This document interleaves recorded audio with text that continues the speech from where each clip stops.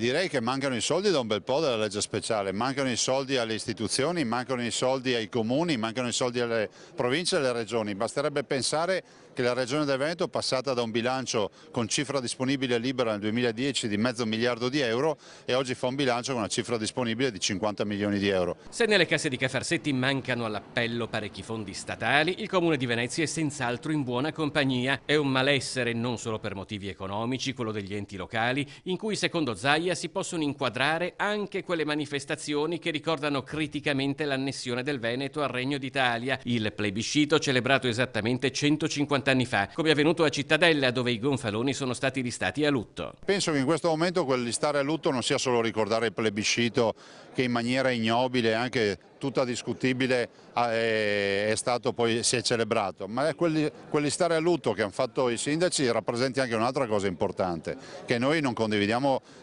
la china che ha preso questo paese, che è una china centralista, che non riconosce più le autonomie, che non riconosce più l'essere padroni a casa propria. Intanto in Regione, dopo l'approvazione della riforma sanitaria, si pensa alla questione vaccini. Una norma del 2007 li ha resi facoltativi e secondo gli ultimi dati stanno crescendo i genitori che decidono di avvalersi di questa possibilità. Noi abbiamo un bel progetto in mente, penso che nelle prossime ore, nei prossimi giorni ne parleremo. Il progetto è serio, è scientifico e vedrete che comunque cercheremo di essere molto incisivi.